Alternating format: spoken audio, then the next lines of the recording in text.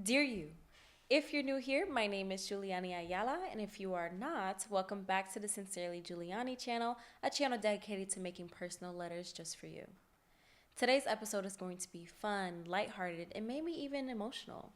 This is a letter style podcast, meaning there will be opportunities for you all to ask me questions, share your stories, and soon you all will be able to write me letters that will be featured on this very channel. So stay tuned for that.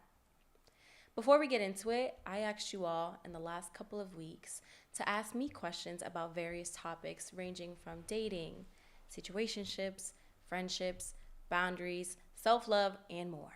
And y'all really showed out with this one because I had almost 60 responses from you all. And let me just say, I am so happy the men pulled through. Believe it or not, we had a lot of men asking the good questions. And I'm not talking how to get over my little breakup type question.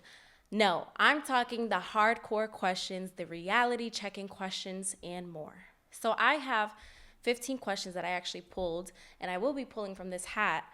It was so hard to choose from all of them, but these are the ones that really stood out to me. And I will not be answering these questions alone. So without further ado, please welcome Olivia DePace. Hi, guys. Hey. So if you don't know who Olivia is a 20-year-old with a unique perspective shaped by real-world experience beyond her years. From working in high responsibility environments to pursuing her passion for fitness, she's developed a strong sense of discipline, resilience, and self-awareness. From fitness to modeling to podcasting, Olivia does it all. She focuses on growth, mindset, and pushing past limits. Olivia brings an honest, driven, and relatable voice to conversations about becoming your best self at any stage of life. That was so awesome. I can't lie. I'm so happy that you're here. Welcome. Me too. This Thank has you been so much. a long time coming. It has been. And I know it was a bunch of rescheduling. And Olivia actually came from Springfield, y'all. Girl, we made that drive. How was the We made drive? that drive. It was a long drive. It was an interesting It was a one. long I'll drive. just say that. Yes, but I'm so happy that you're here. Me too. Yes. So, like I said, we're going to be pulling questions from a hat, and these were questions that were actually asked by you all. So, this is my hat. Isn't it cunty? It is. Real cunty. She's so cute. It's kind of the same vibe as first episode where I'm just pulling and we're going to be bouncing off of each other, and I'm excited. Like I said, too. I was surprised that the men showed out. Right. The men showed out. I saw what you posted on Instagram, but Yeah. other than that, I haven't seen any of the questions. Okay. So, So- this is First time for me. new perspective, fresh perspective, all of that good stuff. Mm-hmm. Actually, do you want to go first? Sure. Your birthday's coming up, so why not? Yes, right? Okay, first question. Scared. How do you deal with ending a relationship with someone you were once close with? Do you grieve or find peace with that loss? This is a deep question to start with. I like this. I like it too. What are your thoughts? I have a couple. You start. Any relationship that ends, whether it's a friendship, a loss, the ending of a relationship, it is the end of something. So you have to grieve that. You have to go through that void. You can either fill it with something temporary or you can work your way through it and fill yourself. You know what I mean? Come back to you, figure out what you want to do with that space. Okay. I don't know.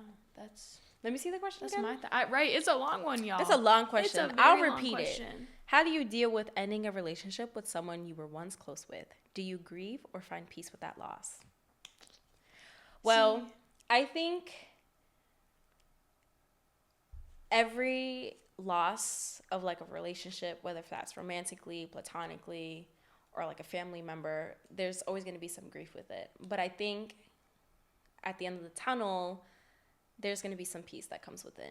agreed. It also like depends on what kind of relationship we're talking about and Right. what type of fallout of this Yes. relationship. I agree. Because maybe it was like a really bad thing that like needed to happen. Yep.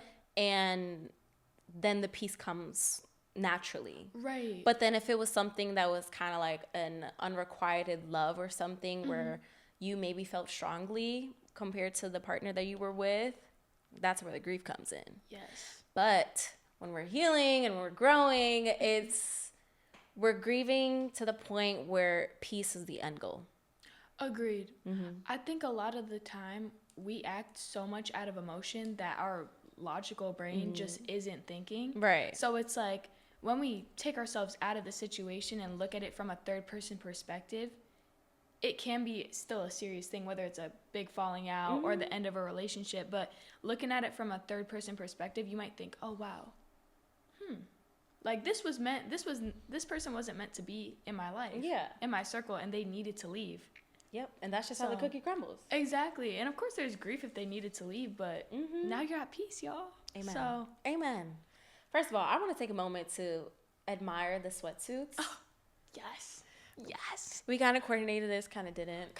We was like, I usually come in with a business casual type of vibe, but I was like, I really want to give cozy. That was funny. Me too.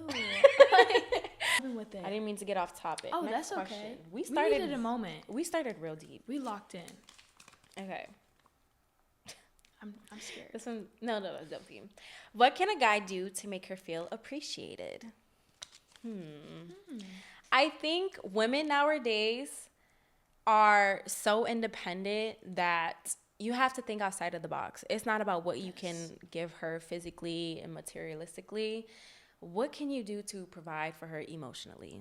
I feel as if women nowadays are so checked out in relationships that like love isn't even on their radar. Like love isn't even on their mind. And now women nowadays, especially in this generation, are like, well, if you can't be a bonus and add to my life, then you have no purpose. So I would say, a man did ask this question. Oh. So, yeah. So, okay, good on the men. I'm so happy. But I think you guys, well, men, it's time to start understanding. Agreed. I think, honestly, just listen more. I think never let romance die. Never let romance die. Agreed. I feel as though men nowadays are just thinking that they have to give her something only when it's a special occasion, whether if it's their birthday or Valentine's Day or like any holiday. The little gifts, every little thing matters. It matters. It does. And if I'm speaking like from my past relationships, I just wish I had more of like just cuz type gifts and just emotional reassurance. Yes. I just feel like I didn't have that. So I think just acknowledging where your partner is coming from, but also just always showing them that you love them in ways that's not just, I love you, here's a gift on Valentine's Day. Yes. Oh, I can't agree with you anymore. For real. I think that it's so underrated, honestly, to get like hygiene products for your partner. You know what I mean? Yeah. Like, if you notice that they're running out of shampoo. If you know my pad size, baby, I love you. Right. Like, come on. Like, if I'm running out of deodorant and you replace my deodorant for me, God send. Thank you. Right. See, that I don't need the flowers or any. I mean, once in a while, yes. But, like, come on. If you notice I'm running low on stuff and you just replace it for me, that gets me giggly. To be loved is to be seen. It is. Revenge or glow up? Y'all. No revenge. You do not need revenge. Sorry, we may disagree. But like my take is glow up, like focus on you. If somebody does you wrong, you're no better than them if you turn around and try to get revenge on that person. Right? Like, baby, I think my glow up is the revenge. Oh, I'm gonna let her take this one.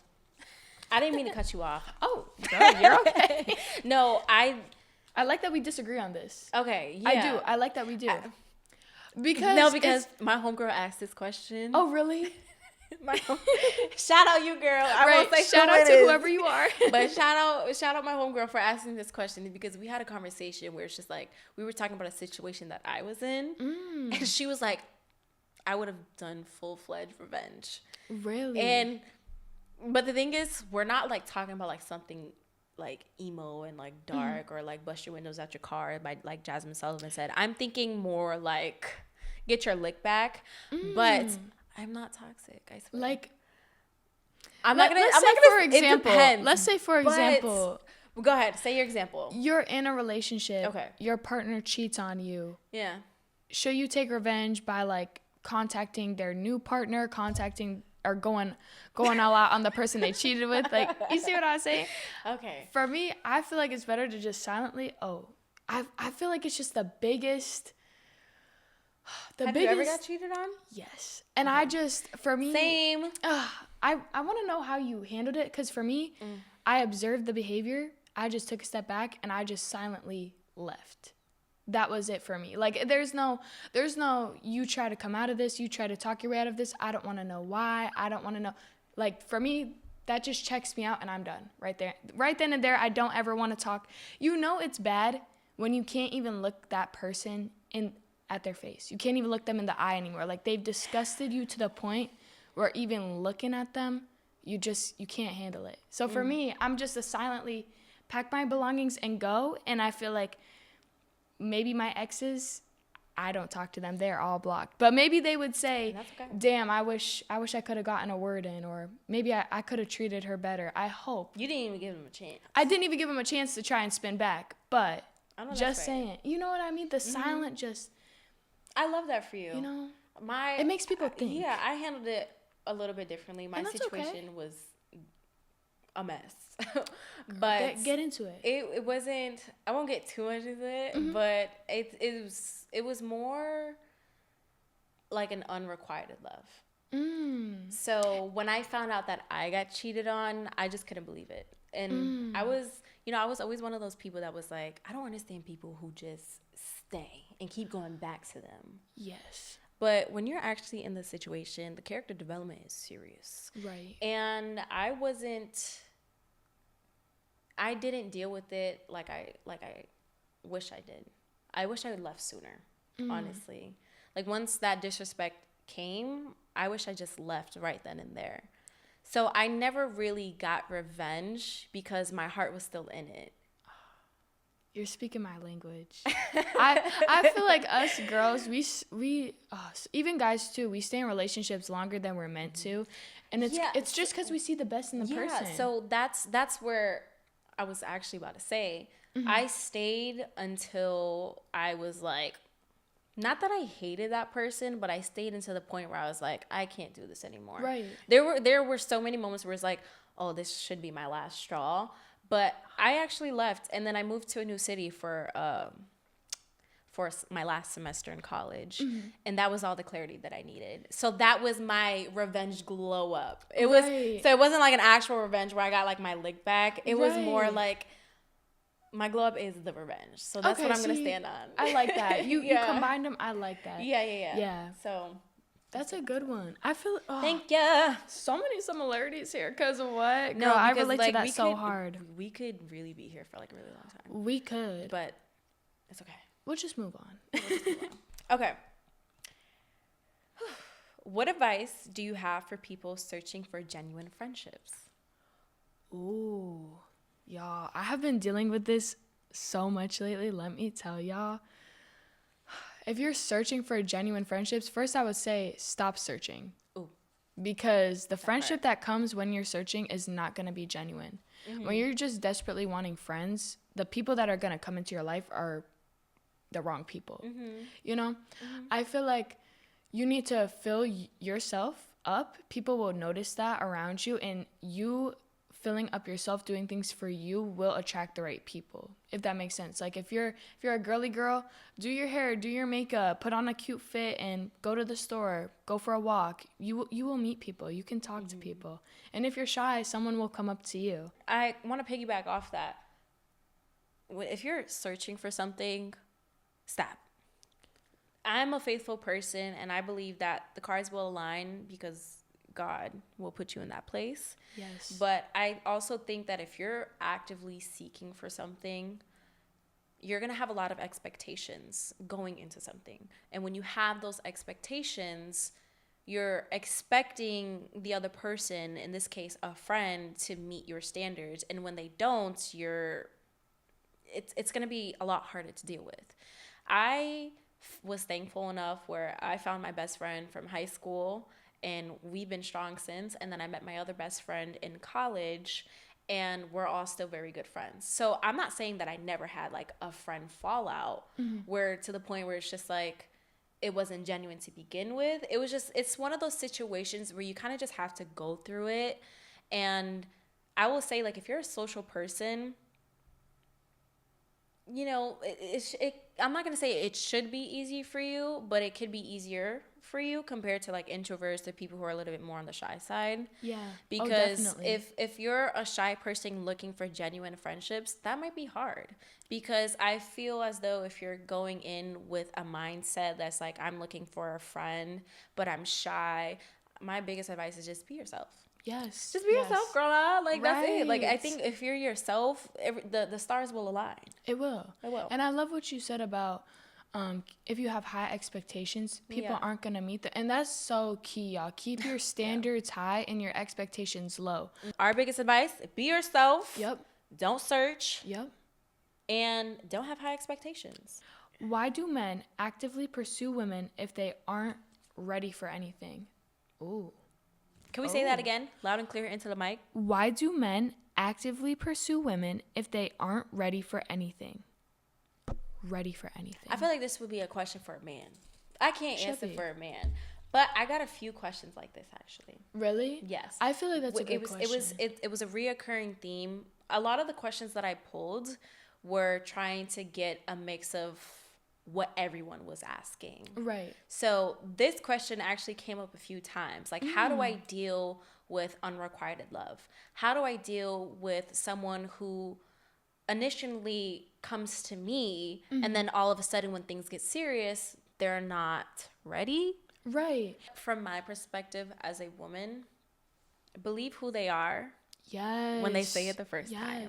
I was going to say. You don't want to be in situations where it's like, you know what you're getting yourself into, and then when you're crossing that bridge, it's like, damn, you can't even go against that, because that was a boundary set from the beginning. You know what I'm saying? Right. Well, and to go off of what you're saying, don't date people for their potential. Date who they are. Do y'all know how hard it is to change yourself? You are eating. It's so hard to change yourself. Like, think about it. If you're trying to add a new habit into your daily routine, going to the gym, drinking a gallon of water a day, eating healthier, how hard is that for you? So do you really think that this person that you're trying to pursue is going to be able to change 5+ categories of themselves just because they're dating you? Write that down. Right. Write it down. Come on, y'all. Take notes. I think I've been in a couple situations like this where it's like, I know what I'm getting myself into. Right. But you have to be disciplined with yourself. But it may be different. Maybe they didn't establish this boundary to begin with. Right. Maybe this was a guy coming up on you saying, like, you know, coming in hot and heavy, that they want you, they want to give you the world. Presenting them differently. And then when push comes to shove, it's like, okay, actually no. Right. And then that's when it's hard, because you didn't see it coming. It's coming from left field. They just want their cake and eat it too. Exactly. So men, if you know you're not ready for anything, don't do it. Because save us some time. You're gonna save me so much time by just leaving me alone. Okay, anyways, next question. How is your love life now? Talking to anybody new? These questions. Oh, I ripped it. Oh, it's okay. Sorry, girl. These questions are like, they're like, yeah, we know what's next. No, for real. So, how's your love life? That's it. That's it. Actually, That's literally it. I guess to get personal, I am not dating anyone right now. I'm more so dating myself. Yay. Take myself out on a lot of solo dates, and to be honest, I'm not trying to be in any sort of situationship or dating type of thing with anyone right now. Okay. And when was your last relationship? My last relationship was Sorry, I'm getting real personal. maybe it ended last fall. Okay. So that's pretty recent, within the last 6 months. Okay. And we're good. We're healing. We're good. I feel like I'm healing. I feel like I'm good. I think it was a lot emotionally. Yeah. And to come out of that, it took a lot of time to come back and figure out who I am and who I want to be without that person. Yeah. And now that I have figured that out, I just don't see myself racing to jump into something new. Because when you go searching for something, that's when it's going to bite you in the back. Right. So I think if something comes along, I really want to be friends with the person first. Yeah. I really want to have a nice long friendship before They dating don't make somebody. love like back in the days. They don't. But that's what I'm saying. I feel like when you're married, and I've seen this in healthy relationships and not healthy relationships, and I feel like the difference is if you were friends first, the friendship is what's going to carry you through those hard times. You're not always going to look at that person and say, Yes. oh, I'm in love with them. Oh, this is my dream girl. Oh, this is my dream guy. You guys are going to have disagreements. You're going to go through hard things in life. And at the end of the day, it's not the intimacy that's carrying you through that. It's the friendship. So if that friendship is just not there and y'all seriously don't support each other, the relationship is not going to get that far. Okay. Yeah. So I just don't want to date a stranger. She's spitting on the mic. I do. I want to really know who I'm dating. Okay. I don't want to be surprised by like all these little valid. things and bad habits. Can I just say something, Olivia? Yeah. You are so wise. You know, Thank you, girl. We are not that far apart in age, but We for aren't. a 20-year-old, I feel like it's good to have that mindset now because social media is brainwashing us. It's really draining us to the point where we feel like we got to be in love. Right. Love is not an aesthetic. Right. Love is not something to play with. I had some situations. So I've been single for 2 years now. Well, almost 2 years. So my last relationship was 24. She's pouring into herself, Yes. y'all. And I feel like there's been so much happening in the last 2 years that I'm finally in a space where I'm okay with being alone. Yes. And that was a really hard pill for me to swallow because I had 2 serious relationships and I did not give myself like a gap in between those relationships to actually be by myself and learn myself and know who I truly am. Right. And that came to bite me in the butt because when it came to meeting someone new, I was ready to go all in. I do fall fast. I will admit that. Me as well. But I also, once I'm done, I'm done.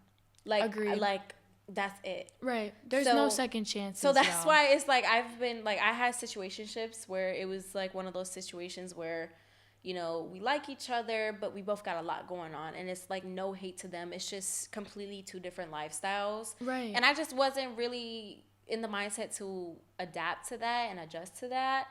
And it's still all love to everybody that I talk to. That's the best way to be, though. It's Yeah. honestly like if I present my true self and you present yours and we're just not compatible at the end of the day, why are we going to force a relationship? Yeah, and it wasn't even like I was like looking for it either. It was just like one of those situations where it's just like we know somebody that knows somebody, and it, you know, it was fun, it was nice, and then after, you know, things started to get serious, I actually started to look within myself, and I'm like, I'm actually not really healed enough. Yes. I'm not healed enough to be dealing with this, and it's not that like, you know, people are like, oh, you're not really over your ex or anything like that. It's like, I'm still not over the situation. And that's when I realized that I have no business to be dating right now. Right. Because it's really, healing is, it's a journey. It's a journey. It's been almost 2 years now.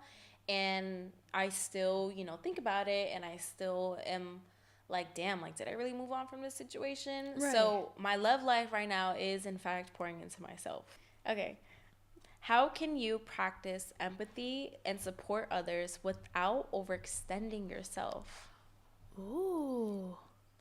I love this question. And I was like, I have to pull this question because I'm actually reading a book right now, and it's called The Empathy Effect.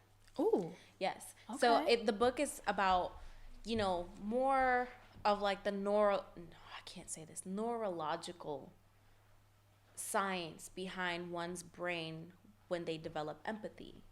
So learning how empathy kind of formulates in your brains through like experiences throughout your life, and how empathy can impact, you know, people's emotions in every situation, whether that's for themselves or feeling empathy for other people. Right. So I guess, how can you practice empathy? It's trying to put yourself in their shoes. Yes. And understand where they're coming from. And when you understand where that person is coming from, you will have a better sense of how to approach the situation. depending on what the situation is, I think it's really important to, yes, sympathize. And I feel like people get confused between sympathize and empathize. It's two different definitions. Is. Empathy is more like you feel for them to the point where you can kind of like not necessarily let it consume you, but you feel it a bit more. Like I feel when I say I sympathize for you, like I feel sorry for them, but not sorry enough to the point where I'm feeling it too. If that, I think that's a good way to put it. It's like if I'm going through a breakup, you're feeling sympathy for me because you feel a little sorry for me. You know what I mean? Yeah, but because I know what that's like, I can empathize with you. Yes. Because I was in your shoes and because I understand where you're coming from. Exactly. So I hope that's a really good way to differentiate it. So the question was, how can you practice it without overextending yourself but still being able to support them? So I think it's important to ask yourself, okay, how can I really show up for this person, but also set a boundary for myself to the point where I am not draining myself and I'm not going through the emotional labor of dealing with their stuff while I got my stuff going on. Because at the end of the day, it's you first. It is. It's really nice, having people that can support you through it all. But if you are that someone practicing the empathy, you have to really know what you can handle and what you can't. It's all, I don't know. It really depends on the context of the situation. It does. Oh, we need y'all to send in your specific stories and specific situations for advice. And this is why in the introduction I said this is a letter style podcast, y'all. Right. There will be opportunities for you guys to ask your questions, whether that's advice or you want to share your story. But I'm trying to figure out a way of how to develop a system where I can allow people to share their letters, and if they want to be anonymous, they wouldn't have to share their name. Right. So I will figure out a way so you guys can write me letters and I can share your stories and it'll be featured on my channel. So stay tuned for that, y'all. Stay tuned, guys. But what did you have in mind for this question? Honestly, I think it really depends on the situation, but it's okay to say no. It is. And if you feel like someone is taking advantage of you, if you feel like you're investing a lot more into the friendship or relationship than the other person, you probably are. And you should listen to your gut, your intuition. Recently, I was hanging out with a couple of friends, and afterwards, the feeling in my stomach was a little unsettling, if you will, and I didn't really understand why. And I called one of my other friends after hanging out, and I was kind of explaining how the day went and whatever, we're catching up. And I was like, I never feel like this. I never feel like I have to call someone after I hang out with someone else. And not even to talk about the person, but just to kind of come down from that hangout. I actually saw something that was like me when I hang out with a friend that doesn't drain my social battery. Yes. If someone is draining you, that's not your real friend, and there probably is a reason behind that. And I think that's I'm always the one to say you can have friends that serve different purposes. Yes. You don't have to share every single detail about you to a friend that at the end cannot hold, what's the word? Like, you can't always expect someone to uphold a standard that you have for other friends. I think that's a good way to put it. So, I mean, I get that. I definitely, I definitely came across a friend that was draining me to the point where I realized this isn't my friend. But I did have a situation with a friend where it was like, okay, maybe I can't be sharing these types of things with this person, and maybe we can just go out and have fun and catch up. Right. But there's just some things that we just don't agree with and align with, and that's okay. And that's also kind of ties back to looking for genuine friendships. You don't have to find a best friend. it's okay that not everybody knows exactly what you've been through, all the characters and whatnot, because people are ever changing, and like you trying to tell everybody all your lore, all your business, that's just gonna make you feel more drained and more and I don't know, just that's I will speak from experience that I had in college, where I was looking for friends, and this was around the time where I was actually searching for something, and I came across a friend, and we were like, it just didn't, it wasn't like a seamless transition into the friendship. It kind of felt like an interview when we were asking questions on like how to get to know, not how to get to know each other, but like getting to know each other. It wasn't flowing. Yeah, it wasn't flowing. Like, I just felt like, okay, like, you know, where did you grow up? And like, how, you're like, I'm feeling a little awkward right now. And then when we actually got close, I started noticing some things where it's just like, okay, they're talking a lot of crap about their friends, but they're still hanging out with them. So who's to say you're not doing that to me? We're just yapping, y'all. We are. But moral of the story, set boundaries for yourself. These boundaries do not have to be said to the other person. You can empathize with the person, and to not overextend yourself, that is a question for yourself. What can I manage? Who can I balance? What can I balance? And how can I show up for my friend? I love that. Okay, it's your turn. Okay. What was the biggest realization you had since you started putting yourself first? Wow. If you want to go ahead. I want to go ahead. I want to answer this question because the person that asked this question, he gave me really good advice one day. And he said, just because the feeling is unfamiliar doesn't mean that it's unsafe. And it relates to what I'm going to say because, you know, I was kind of mentioning earlier, this is the first time in my life where I am okay with being alone. And I realized that putting myself first was having to be okay with the quiet moments. And that was the realization when I started really putting myself first. Like, I'm waking up, my phone is dry. Going to bed, my phone is dry.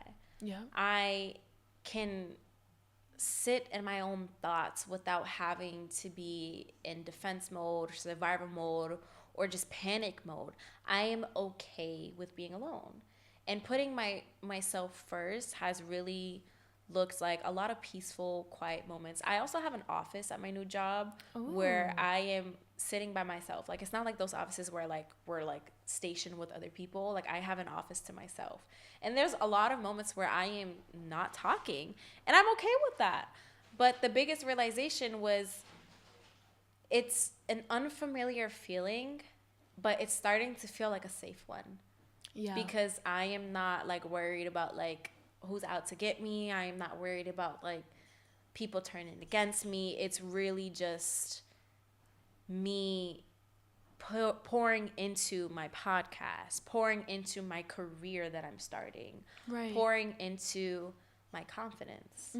So that was the biggest realization. It was just a lot of lonely moments, but lonely does not always equate to bad, depressed, sad, negative thoughts. But what about you? I'm gonna reread the question. It was a hefty question. Right. Since I started putting myself first, I think the biggest thing for me is that when one door closes, there's an in-between period before the next door opens. And it's really important that you stay in the in-between and you don't go back and open the door you just closed, because that will just reset the timeline. It will reset everything that you have to go through to get to that next door. That next door is not going to open until you sit in that, what you said, that uncomfortable, the alone moments. And for the first time in my life, I'm not talking to anyone. My phone is dry. I wake up, it's dry. I go to bed, it's dry. I don't feel the need to have notifications waiting for me. I don't feel like I'm acting out of emotion. And I think I've honestly just realized that dating in your early 20s, we're all really young and we don't really know who we are. And it's really important to just figure out who you are and who you want to be without trying to fill the voids that we have with other people. Yeah. Like if you carry something with you and you have a hard time with something, fear grows the longer you run away from it. Ooh, Fear girl, goes write away. that down. Right. Say it again. Fear grows the more you run away from it. So when you're afraid of something, the more you keep running, the more that fear is going to grow. As soon as you face it, that fear is conquered. It says, what's a version of you that you had to let go of in order to grow? So I will give a little bit of context of, just how I grew up. Yep. So I grew up with both my mom and my dad pretty actively in my life. And they were always, my parents grew up with tough love. So that is the only love that I grew up with. And it's not like they were bad parents. It was just more like my parents were always adamant about me getting my degree. Don't worry about nobody else. Don't worry about what other people think about you. Be independent, get your degree, and that's it. So when I went into college, I always had this version of me that was like, I have to be hardcore. And that hardcore, I'm putting it in quotation marks because it wasn't always the truth. I always just felt like I was in my masculine energy. I was always in survival mode. I was always in defense mode. And I always just felt like I had to protect myself because I just felt like everybody was out to get me. Like, I am very protective of who I am because I am a very kind person. But as soon as you cross that, that's it. I was about to say, it sounds like maybe as a kid you weren't. So to compensate for... I wasn't what? Overly protective of yourself. Maybe you let somebody in too deep, or maybe like there was some forming event that happened there that now has made you be more protective of yourself. Right? I just was in a lot of situations where I overextended myself. And that makes sense. It makes sense. There we go. There's the forming event. That's the forming of the event. But me being in my masculine energy, I had to let go of that. I had to let go of that version of me because not everybody's out to get me. Right. And it's just now I'm in such an era where it's like I'm in my soft girl era. Yes, get it, girl. But before I used to think that soft girl era was only you being in love.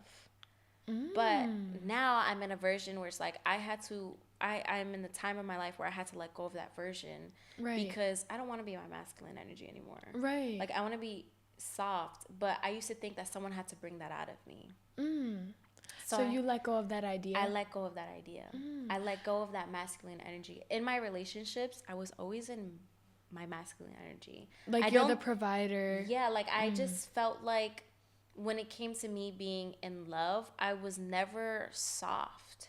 Like I don't think I was in a space where I can truly be my soft self. You always had your walls up. I had my walls Even up. if they were down halfway, they were still up. Because it's like once I put them down a little bit, something happened and then it made me put them back up. Right. It made me go into protection mode. It made me go into, okay, like I match energy too, right. And that could be a good thing and it could be a bad thing. Right. Because when I'm in a relationship, it's like, as a man, I also think you should lead too. Yeah. Like what if you're a man and the right way. Yes. The right way. The right way. Like I am responding to what you're doing. You as a leader, I'm a very traditional woman. You as a leader, I am following what you're putting out there into the relationship. So what you're putting in, I'm going to put in too. Right. So I had to let go of that where it's just like, in order for me to move on to be in another relationship, I'm going to let go of this masculine energy. I am not a man, guys. I have no balls. I don't have any of that. Girl, I just dated people for too long and I stayed in things too long and no regret because I had to learn these lessons. But coming out of it, I look at it as, wow, I was so afraid to be alone and so afraid to not get married or not have a person that I was sacrificing the person that I really wanted for these subpar people. And you should never do that. Like now, being completely alone, not having a roster, talking to anybody, any of that bullshit, literally just being fully alone, it's like I'm getting to explore who I am, what I truly want in a relationship, all of that fun stuff. And again, you just don't get that if you jump from one relationship to the next to the next to the next. And I guess that's what I let go, is that fear of being alone. It's actually really nice being alone. And it's good that you have that mindset now, because people go into their 30s and 40s still with that fear. Right. But you live and you learn, girl. You do. At what point does going with the flow become you settling? I probably cycle. When you lose yourself? Ooh. When you've lost yourself? I think when you going with the flow. Again, I really want to know what you mean by going with the flow. Why don't you share an experience? I could. I feel like I'm all up in her business. Yeah, she is, but it's okay. I told her it was okay. And you could ask me too. Yeah. Well, it's black and white. If you text somebody and it takes them 2 days for them to respond to you, and that's your situationship, that's the person you want to date, what do you really think is going to change when you guys start dating? I think it's they're presenting them how they are. Exactly. Self-respect. How much are you willing to tolerate for yourself? Because if going with the I think we viewed it the same way, of it's not healthy. I mean, if you're going with the flow and your relationship is healthy and it's good, but it's like, if it's a mutual thing, but y'all should be bettering each other at the end of the day. It shouldn't be a plateau. But if it's a mutual thing where it's like, okay, we're going with the flow, then okay, like. But are there boundaries? I need to know. We need the context, guys. Are the boundaries set? Right, like, give us the context, y'all, so we don't go off on our own tangents about what we think it is. Yeah, it's all about context. For real. Ooh, when was the last time you betrayed your own boundaries just to keep someone? When I got cheated on. Yo, you got mad serious. I betrayed my own boundaries when I got cheated on and I still saw a future with them. And that was me trying to keep them around because it was a little bit of delusion. A lot of bit of delusion. It was a lot of delusion to the point where I lost myself and I didn't have enough respect for myself to leave because I thought keeping them was worth it more than myself. What's something you healed from your past relationship that makes you feel ready for a new one? I love this question, and this question was asked by a man. A man. Period, y'all. Shout out the men. A lot of these questions were asked by men. They got deep with it. I'm going to repeat it. And I'm so happy you guys did it because this is some good questions. What about you? I would say I always thought that if I had all my shit together, the other person would just get theirs together, or I could help them get it together. And don't be a fixer.